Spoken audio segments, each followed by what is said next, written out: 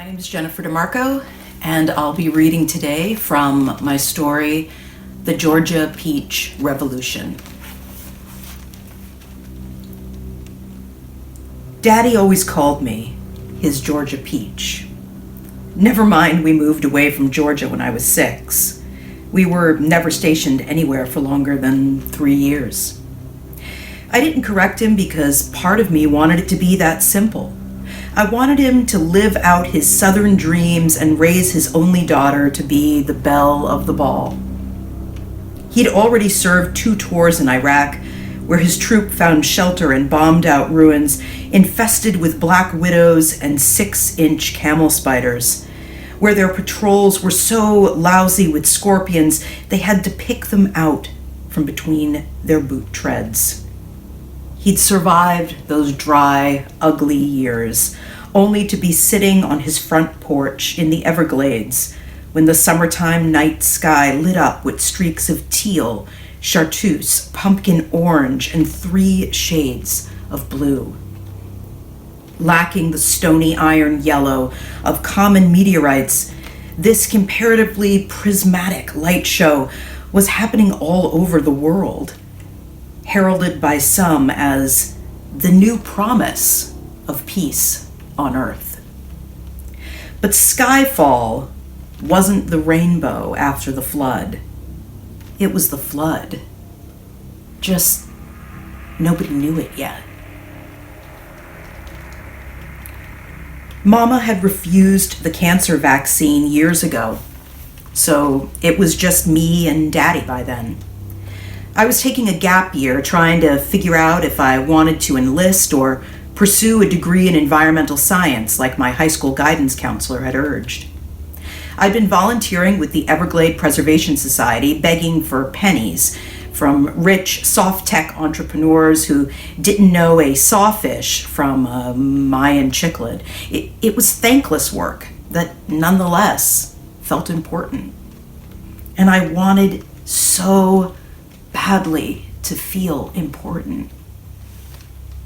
When I came down for breakfast the next morning, Daddy was perched in front of the old flat screen with the live news captions turned on and the sound turned off. The sync was delayed, but I stopped and stared anyway. Space plants? He half swiveled toward me without taking his eyes off the broadcast. "Yeah, Peach," he confirmed, lost in reading. "I didn't want to wake you." I sank down on the old pleather ottoman and reached for the remote, thumbing up the volume. FEMA and National Guardsmen were deployed to all known fall sites as of 0900 this morning. While samples have been sent to the CDC and national labs, biologists have not confirmed what appearances seem to suggest. Earth has been seeded when... Daddy snorted. "They estimate about 1 million pods." He turned to the big picture window that looked out over the lagoon. "Doesn't sound like a seeding to me." He stood and walked to the glass, putting one hand on the pane. "Sounds more like a bombardment." I watched him standing there and felt cold seep into my bones. His body was wiry and worn from years of survival, decades of memories relived every night. I knew what haunted looked like, and the darkness in his eyes when he turned to look at me was unmistakable. "Our time is done, Peach." His hand was still pressed to the glass. I couldn't look away. "Our time is done." The sound of distant thunder. An incoming triad or quad of airboats, easily breaking 100 decibels, pervaded our morning and almost drowned out the news anchor. Our first responders were clearly running late. "Which some are already calling roots. Growth of these tendrils appears to be accelerated in areas of temperate rainforest and tropical wetlands, where the soil has a high concentration of..." I should have gone out there, Daddy said so softly I wouldn't have heard him, except he was still staring at me. Why didn't I? I opened my mouth, but no words came. He whispered, "I should have taken my old Glock and..." Red and white FEMA airboats cut through the wetlands, no more than 100 yards from our front porch.